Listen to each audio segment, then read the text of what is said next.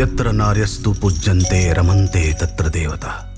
तू तर दासी मार्तंड मल्हाराची आणि अर्धांगिनी तोच तुझा सखा आणि सोबती तुझा. म्हणणारी व्यर्थ आहे हे सारं तुझ्या या जन्मात. छाया आहे गडद समाजाची तुझ्यावर. तूच रडली असशील तुझ्या या जन्मावर. कोण आहेस तू? तुला तरी माहितीये का? प्रश्न आहे तुझ्या अस्तित्वावर.